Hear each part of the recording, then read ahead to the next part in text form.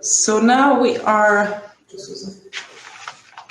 at e-waste management standards across Africa. And with us we have Susanne Karcher, who is representing South Africa, but also a project which she will tell you more about, the SRI Phase 2. And I want to once again highlight the handouts that we have in the right panel, where you can see some of the presentations, either now or afterwards. So Susanne, the floor is yours. Happy to have you here. Thanks so very much. It's really exciting to be part of this session and to have the opportunity to tell you a little bit about the SRI project that has started in South Africa and which I'm actually coordinating as the national coordinator. Let me just see. Next slide. Right, so it builds really on the success of implementing e-waste recycling systems in other countries for more than 15 years. And it is parallel run in Ghana, in Egypt, Colombia, and Peru next to South Africa. That makes it obviously quite strong because there's a very strong opportunity for direct knowledge exchange. The SRI project, Sustainable Recycling Industries, is funded by the Swiss State Secretariat, SECO, and is implemented jointly by the World Resources Forum and Swiss EMPA. Here, I just want to share with you some excellent documents that you would find if you go to their website, sustainablerecycling.org. All of those things are obviously publicly available. Those organizations work for the greater goods. And you find a whole wealth of information, starting from guidance principles for the recovery of secondary materials, which I was part of in a roundtable, to other things like fact sheets, worst to best practices, how to map informal sector that was coming from Egypt. And it gives you really some inspiration if you want to do kind of similar projects, how to document something alike. In terms of the outcomes, what makes the project really interesting is that we all have the same outcomes. All countries have the same log frame, and we obviously have to interpret the different aspects, country specific, but the log frame is the same. So for all of the countries, there are 4 key outcomes that are defined over the next 2 years until 2023. And the one outcome that is envisaged is an adequate policy and legislative framework development that will enable the implementation of a sustainable e-waste management system in the country, in our case in South Africa. The second one is to develop normative requirements and performance measures that can ensure a level playing field. That is incredibly important for us right now as well, because South Africa has just now been introduced to EPR regulations, which is really exciting. So we see now the establishment of PROs, and interest groups are forming, and everyone is trying to align themselves now in this level playing field, and SRI is trying to support this type of activities. The third one is concerned with business. That means that we're looking at helping to optimize value chains in the wider sense around electronic waste, that we help with skills exchange and the professionalization of the recycling industry at large. This also includes the proposed pilot project, which will be a informal sector collection pilot project in Ilembe. Ilembe is a province in South Africa, in KwaZulu-Natal. And the idea is really to utilize and develop an app. So we have engaged already extensively with app developers, look what is locally already on the market. And the idea would be that it's a kind of an Uber-type intelligent app that can actually connect informal collectors with households, and then from the collectors back to the recyclers, and it would be all traceable. It will all be incorruptible via blockchain technology. And the idea would really be, to make it highly transparent and to really close the loop and make sure that nothing is disappearing on the way from when it's collected to when it reaches the recyclers. The fourth outcome is concerned with problematic fractions. That's where we're looking at local solutions. How can we develop safe treatment solutions jointly with our Swiss colleagues. One of the big things is e-waste plastics. That will be a key focus also in South Africa because we have lots of it and it becomes a problem, specifically if treated with flame retardants.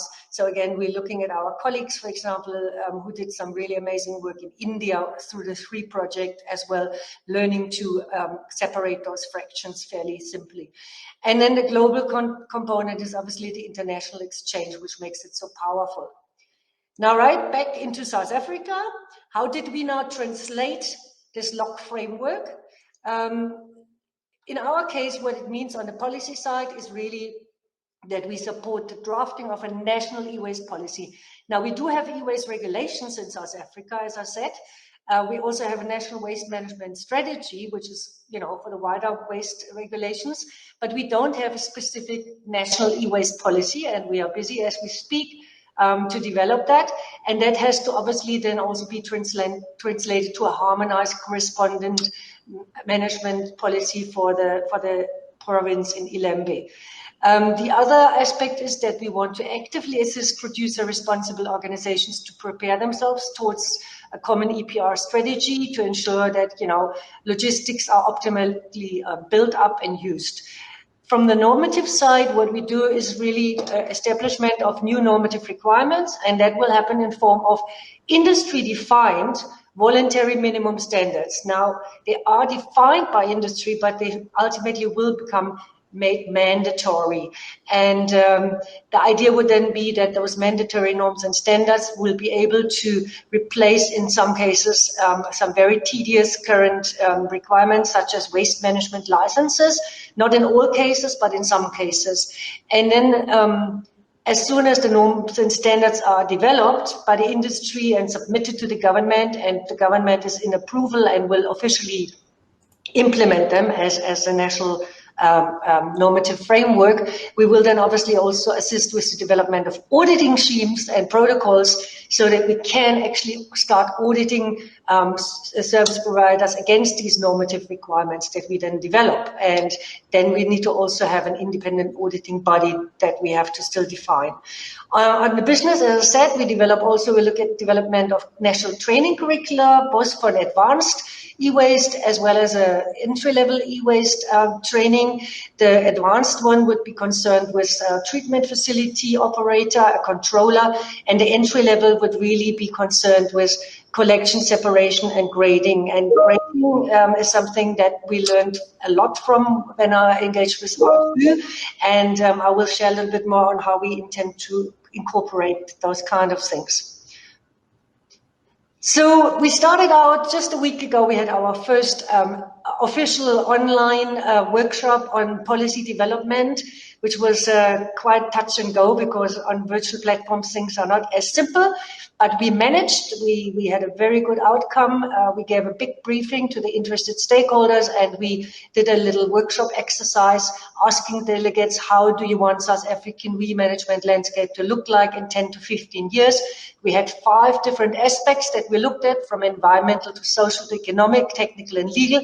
And we closed those people up in those virtual breakout rooms and let them out after 30 minutes. And then they came across with some of the first recommendations, which will then be translated and go forward. And the whole idea that we do this is actually following a very strategic approach called a systemic design thinking approach, which was promulgated also by Sri and first used in Colombia when Colombia developed their e-waste policy. And what we like about it, it's inclusive from the stakeholder perspective, comprehensive, and it creates really a level playing field. And this just describes what a systemic matrix looks like in the e-waste area. So you actually have various perspectives that you look at what needs to be in the policy. You define the actors, and you also have a clear grasp on the processes that the policy needs to cover. And most importantly, you need to also look at what is a cause versus what is an effect, because often you end up, if you describe only trying to fix effects and never reach the cause, the policy will not be working. So it's very important that we get an agreement on where are the key causes, and that will then translate into the effects, and the effects solve themselves. Now, the main outcome in number 2 was, as I said, the norms and standards, and we had already an inaugural meeting in May. I'm busy as we speak to develop a draft version 0 that will first go for internal review, then it will be shared by the work group, and then it will be publicized on the SRI website for public input. We intend to follow an ISEAL process, which means it's a very transparent process. The one thing that we're really going to do is to make sure that we're looking obviously at norms and standards for safe and integrated management of all e-waste. But what we learned already is that we want to enable optimized recovery of functional equipment and components from e-waste as well. And that takes us straight into the territory of R2V3, for example. So we will have a very close look of what are useful elements that we can incorporate as part of a protocol that will be attached to the norms and standards that can then guide on how this kind of call is made. How can people in a collection center make a grading decision on what has still a recovery for functionality potential and what is true e-waste and would then have to subsequently go to a treatment facility. Finally, on outcomes 3, just to share that with you, as I said, we engaged with a couple of app developers, and it's quite heartening to see the amazing work that has already been done in that space in a short space of time in South Africa, and thanks to the new EPR regulations. What we've done in our team, we developed a functionality matrix, so we are able to look at the apps and compare apples with apples. We still are in the process to make up our minds which of those apps we should take further. And obviously then needs to still to be developed according to our required criteria for the pilot project. So that is it from the SRI project, and I still be available for further questions and answers. Thank you very much. Wonderful. Thank you so much, Susanne.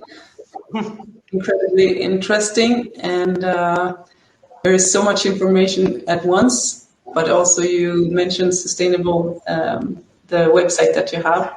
So we will put that in our compilation also from this. So I'm hoping we're getting some cues, some questions in the Q&A. Not really yet, but myself, I have some. So that's okay. Thank you.